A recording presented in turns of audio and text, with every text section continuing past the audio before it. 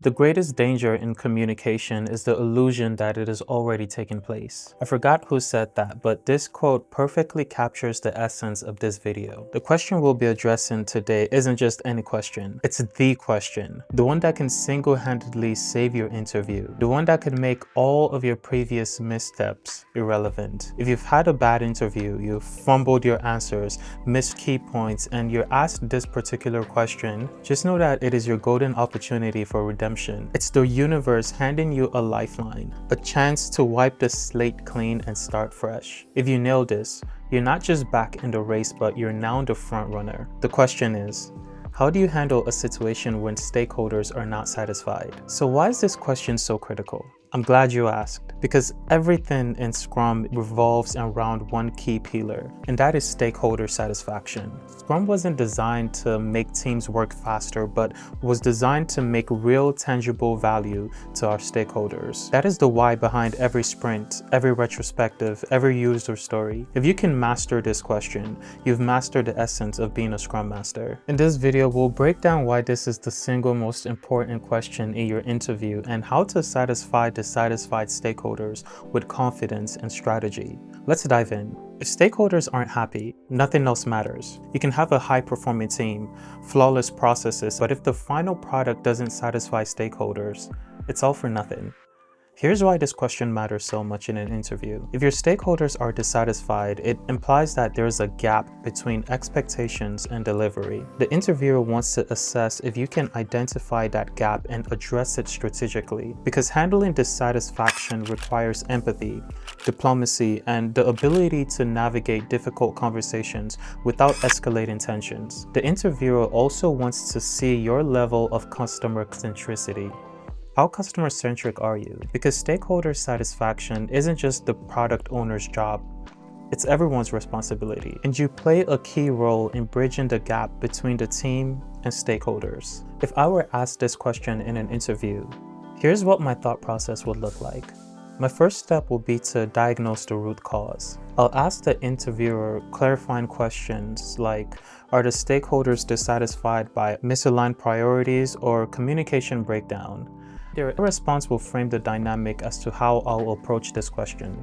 I've once worked on a project where our stakeholders were unhappy with the sprint deliverables. And after digging into the issue, I realized that the problem wasn't the work itself, but our communication. We didn't communicate the trade-offs due to time constraints. So my initial goal will be to place myself in the shoes of our stakeholders to understand where their frustrations come from. And more times than not, you realize that the issue isn't necessarily with the work, but with communication.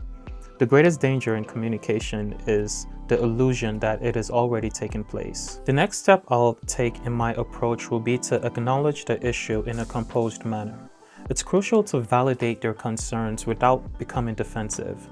For example, I might mention, "Thank you for bringing this up. I understand how important this is to you and the business, and I want to ensure we address it effectively." My next approach will be to recalibrate expectations, because dissatisfaction often stems from misaligned expectations. I'll work with the team and stakeholders to reset expectations and align them with the team's capacity. In this approach, I'll consider the team revisiting the sprint goal for the subsequent sprint to ensure that we're aligned on what success looks like moving forward, so that we can ensure that the next sprint delivers exactly what is needed. Even when stakeholders are unhappy, you can still turn the situation around by recalibrating. Transparency about the plan moving forward builds trust. I've once had a colleague who completely bombed their interview until this question came up.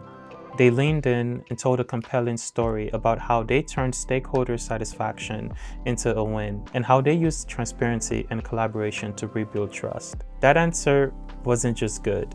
I'm sure it was legendary because they walked out with an offer letter. So if you find yourself faced with this question, don't panic. Remember that this is your moment to shine. If I were to give my answer, it will sound something like this. I'm really glad you asked this question because it gives me the opportunity to highlight what I feel is my strong points as a Scrum Master. And that is my keen ability to assess situations such as these and address them with a level of empathy, diplomacy, and urgency. If my stakeholders are not happy after a sprint review, first I'll focus on understanding the root cause of the dissatisfaction.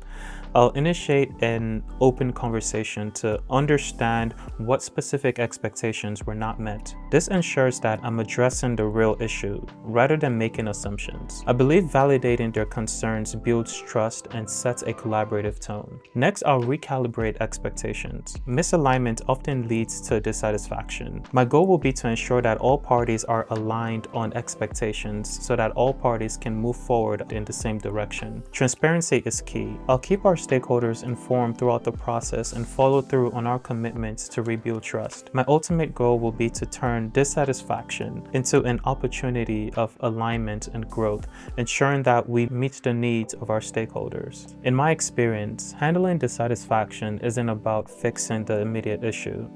It's about reinforcing the partnership between the team and stakeholders through transparency and collaboration.